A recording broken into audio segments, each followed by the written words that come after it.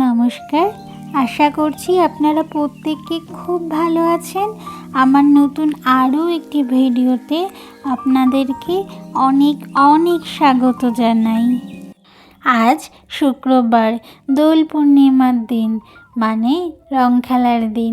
আজকের দিনে আমি সাধারণত নিরামিষ রান্নাবান্নাই করি, কিন্তু এবছর সেটাই আর সম্ভব হচ্ছে না, কারণ বন্ধু আজ এসছে সকালবেলায় যে আজকে ডিম টোস্ট খাওয়াতে হবে, এরকম ডিম পাউরুটি। তাই সকালবেলায় আজ তারই প্রস্তুতি চলছে সকালের খাবার দাবারে। বন্ধু এসেছে, তার সাথে আরও একজন এসেছে, তো সবার জন্য ভাবলাম তাহলে সকালবেলায় ডিম পাউরুটি বানাই। খেয়ে দিয়ে নিহারিকা তারপর রং খেলবে। এই রাজ্যে রং খেলা বলতে সেরকম কোনো প্রচলন নেই। প্রচলন হচ্ছে বিকেলবেলায়। এখন তো বাইরে প্রচণ্ড রোদ, এই রোদে কেউ তেমন বেরোয় না। বিকেলবেলায় ওই ছোটোখাটো ছোট বাচ্চারা বেরোবে, একটুখানি রং খেলে তাদের হয়ে যাবে। সেরকমভাবে আর রং খেলা খুব একটা প্রচলন নেই। এই দেশের আনন্দ ওই যে সারাদিন সবার বাড়ি কিছু না কিছু বানানো হচ্ছে, যেমন ধরুন পুরি সবজি, ডাল ভাত, আর মিষ্টি মুখের মধ্যে কারোর বাড়ি সাবুদানা, কারোর বাড়ি একটু ক্ষীর, এইরকমই কিছু। তাছাড়া তেমনভাবে রং খেলার প্রচলন নেই। আর এই যে আমার সকালের জলখাবার তৈরি হয়ে গেছে।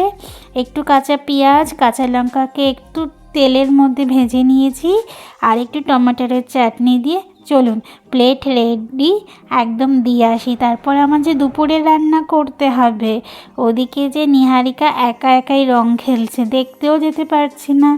এখন অবশ্য সকাল প্রায় 11টা-12টার মতন টাইম হয়ে গেছে। ও একটু খেলে নিই, তারপরে আমি না ওকে স্নান করিয়ে দেবো।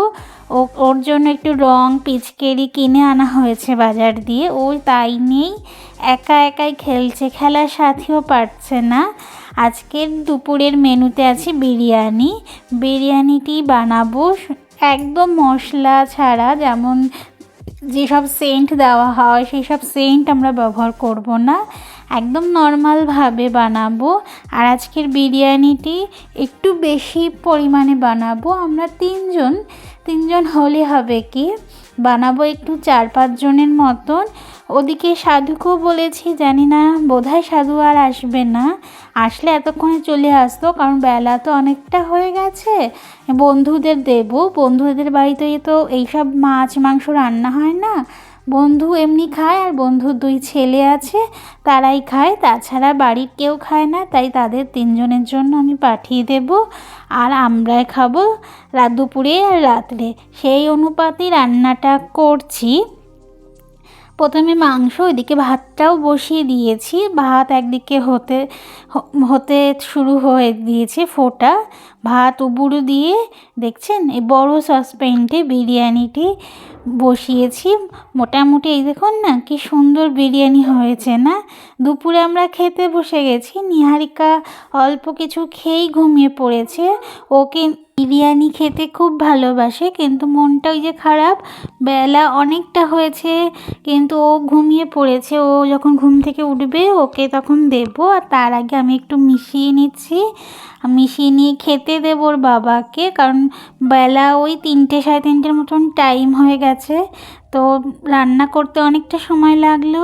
ও মোটামুটি রং খেলে, আজকে আমি রং খেলাটাও দেখাতে পারলাম না, অনেক কাজ ছিল, অনেক ব্যস্ততার মধ্যে। এই দেখো বিরিয়ানির শেষ পর্যায়ে এরকম কালার এসছে। আজকের বিরিয়ানি কিন্তু আমি প্রথম বানিয়েছি, এর আগে কোনো দিন আমি সাহস করে বিরিয়ানি বানাইনি। বিরিয়ানি আমি কিন্তু যে পারি সেটাই জানতাম না। এই তো একটু স্যালাড কেটে নিয়েছি, একটু চাটনি বানিয়ে নিয়েছি।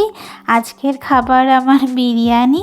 চলুন তাহলে, সামনে এরকম খাবার রেখে বেশি সময় বসা যায় না, তাই না?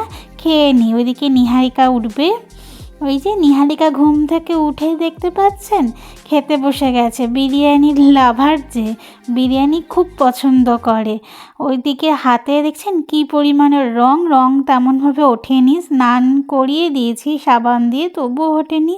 চলুন তাহলে আজকের ভিডিওটি এখানেই শেষ করছি। সবাই ভালো থাক।